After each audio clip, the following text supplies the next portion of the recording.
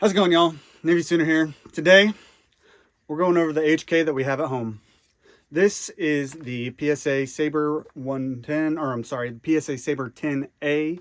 It is kind of meant to be a M110 A1 clone, but not at the same time because obviously it's a DI version and not a piston version, and it's not an HK, but I mean it's modeled after that, so that's why I say clone in parentheses. I want to let everybody know that I purchased this rifle with my own money. I have affiliation links with Palmetto State Armory, but I mean I haven't gotten any money from them, and I purchased this on my own. So to that end, if you would like to get something like this, you'll know where to go. It's somewhere around here, since we can't say stuff on YouTube anymore. But yeah, there's stuff down below in the comments that has like these things that'll take you to all over the World Wide Web, and if you click on those, then you might find a way to get one of these. Maybe, I don't know. Don't know. Anyways, going over the M110 A1, just like not this gun, but the actual M110 A1. The M110 A1 is a 16-inch short stroke gas piston in 7.62 by 51. It's a variant of the HK417. There's two different variants of it, the CSAS and the SDMR. It really comes down to the stocks and the optics that are on them. The CSAS is it's compact semi-auto sniper system. Uses the Schmidt & Bender 3-20 by 50 scope on it.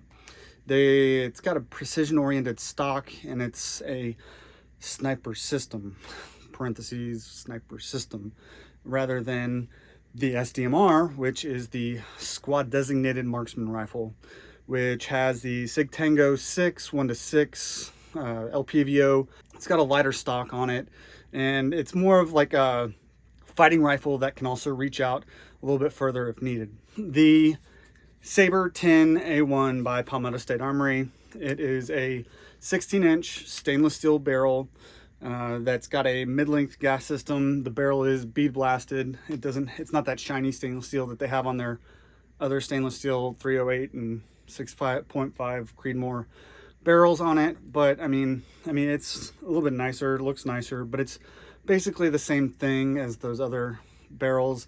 They didn't really do any upgrading to their barrels for the AR-10 lineup for Sabre, so it is what it is. Later on I'll discuss the accuracy, which I mean it wasn't too bad, and there was some sub-MOA groups and there were some not sub-MOA groups, and not from the ammo that you might expect. The receiver is the billet version. They have a forged version as well. The billet version has this bolt release here. I really wish that they had more of a bolt hold open as well as the bolt release here, because I mean I would prefer this to be able to lock the bolts back rather than having faster reloads, because I'm just used to hitting the side here or having, say, Magpul bad lever on it to be able to release it. So I mean it would be nice to be able to lock that bolt back. The receivers are green. The furniture is obviously brown, FDE, whatever you want to call this color. And the gas system also is adjustable, so that's nice. I went to adjust it, and I got it to as smooth as possible with it being reliable every time. The rail on the website is called the 15-inch Sabre QD rail. It's got M-LOK on 5 positions. Doesn't have them on these positions here, which is kind of understandable. Not a lot of people use these positions for anything. So where they have the M-LOK here and on the sides, perfect. They could have probably just put some up here rather than back here and did bigger cutouts, but I mean, whatever. It is good for what it is good for. There are QD spots on the rail here, which are kind of hot spots if you're carrying it like this. Yes, I understand that If you have a sling on, you don't need to worry about that. But I mean, sometimes you're carrying the rifle like this and it's kind of a hot spot area, kind of get your hand a little bit. But other than that, the rail is fine. Other furniture, you have B5 stock, the B5 soft mod stock here. Then you have like the Sabre grip, which is kind of a mix between the BCM and the Reptilia grip here. It's nice. It's not, it's pretty grippy. It's not overbearing. It's a grip. Other features is it's got the radian safety here. You can do it 50 or 45. Some videos said, oh, it comes in at 90, or I'm sorry, you can do it at 90 or 45 degrees. Some videos have said, oh, it's only 90 degrees. Well, you can adjust these to make them 45. So don't worry about that. You have the Radian Raptor LT, which, I mean, don't know why they went and skimped out and got the plastic versions. And also, why did you go ahead and get black whenever you could have done it in green or FDE or whatever this color is?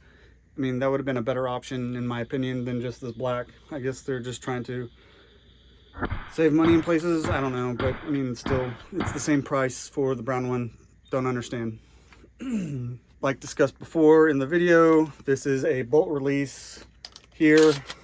It's not a bolt hold open. There you go.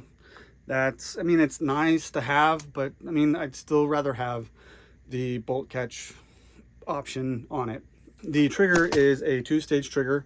On my scale, it came in at 3.5 pounds. It's a pretty nice trigger. I wouldn't be surprised if it was just sourced from Geisley. Just doesn't have the G's on it. Just wouldn't be surprised if that was the case at all. There's a 3-prong flash hider on top here. Each prong is a different length because when these hiders started coming out, when they first started coming out with the Sabre stuff, they were given like a ping sound, so they made them shorter at each interval. Each prong is a little bit shorter than the other, so it got rid of that. Also, it has kind of a break to it because there's 2 vent holes on the top as well, so it helps kind of bring the muzzle down a little bit. Still 308, so it's got a little bit more kick than 5.56. It does what it can. It's not that big a deal, but I mean, it's just what it is. The bolt carrier group is chromed, so that's nice. I mean, there's better lubricity for bolt carrier groups, but I mean, it is kind of, if they're going with the M110 A1 look and style, then you gotta have the chrome, right? So I did 2 different setups with this rifle. I first started off with the CSAS and style, and I used a 4-16 Arkin, and I was able to take it out to 1,000 yards. But I mean, really, it was at 600 yards was where I was doing really good at, 0 to 600, and then after that, from 6 to 8, or like really from 800 to 1,000, everything was just really falling off, and it was harder to get hits at that distance. I mean, I'm not a sniper, so it is what it is. I really think it comes down to the 16-inch length of the M110 style, which is why they went with 16 inches. You can also get one in 14.5 inches from Palmetto State Armory, and I can only imagine that it'd be just as hard getting out to 1,000 with that one.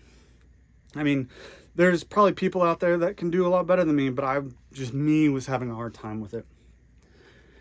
Then I have it in the SDMR setup, which, I mean, it's not the same LPVO, but it is a Vortex Strike Eagle 1:8. It is a first focal plane scope on there, but I went with the LPVO style for the SDMR because that's what the SDMR version is. I really had no problems out to 600. I didn't try and go out any further because of the hard times that I had with a 4-16 scope on there. And then also, I mean, the limitations of LPVOs as well. So 600 is kind of like where I left it. So the better option is the SDMR, in my opinion. It's more wieldy, being 16 inches, being more of like being able to do close in stuff. So that's kind of nice. The 16 inches, I think it needs to be a little bit more for an actual sniper system. It's a little bit slower of a gun because of recoil, but better ballistically at distance than 5.56. So my thoughts, not specific to PSA related, but going into the semi-auto sniper system, I'd rather have a longer barrel for that because of the velocity and having everything fall off. I know that they're starting to get into like 6.5 Creedmoor for sniper systems out there, and like a 18-inch 6.5 Creedmoor, hell, even a 16-inch 6.5 Creedmoor might have been better for the sniper system. Like I said before, it's better as an SDMR because of the 16 inches, and it's more of a designated marksman rifle, being that length. You can clear rooms with your regular guys because of it being so short, and I mean, only problem is the added weight of the gun and the ammunition that you need to carry to be able to do that.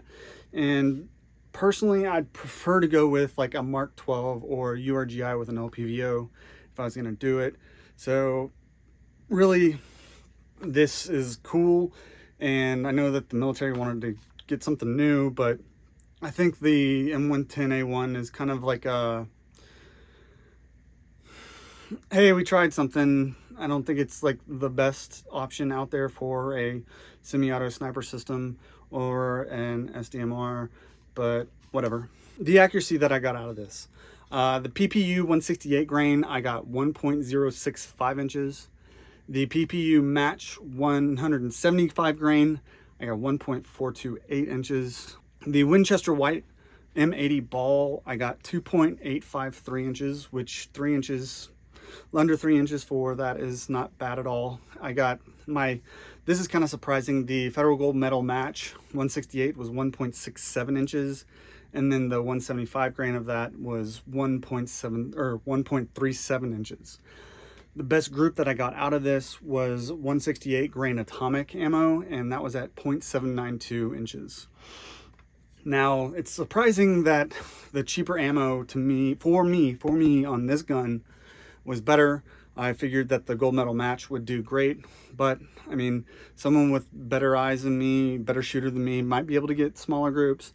But for me, the cheaper ammo was actually kind of good. I mean, and also the fact that the M80 ball was able to get 3 inches is pretty awesome too. So it is capable of being sub MOA. I don't know if everybody else's is, but this one is.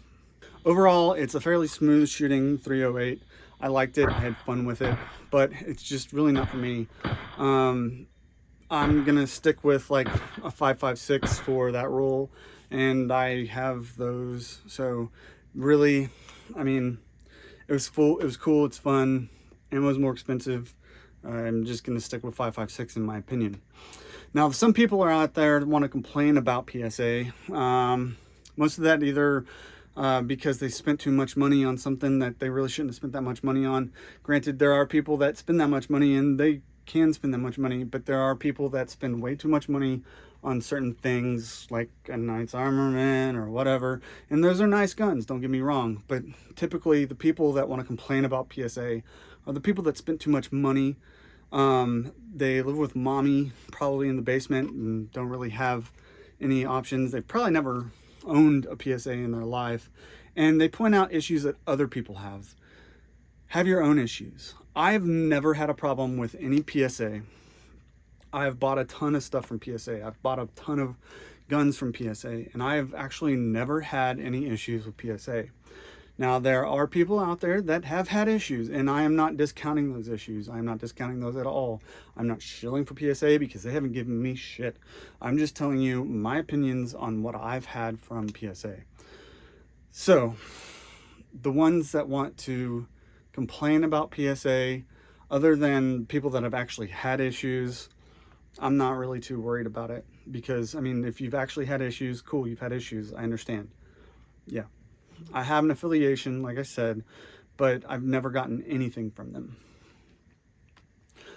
In my affiliations, not just PSA, I've made a grand total of like $5 because I'm a small YouTuber. So yeah, it's not really that big of a deal.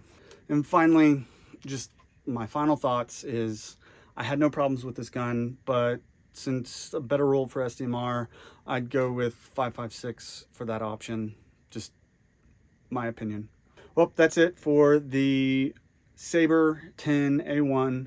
It was fun to shoot. It's great. Gonna move on because I need to be able to make money for other things. Not really make money. I'm not gonna make money off this ATF stuff freaking out, but it's gonna be moving on somewhere else, and that's that. So do the whole like, share, subscribe. Yeah, Navy Sooner out.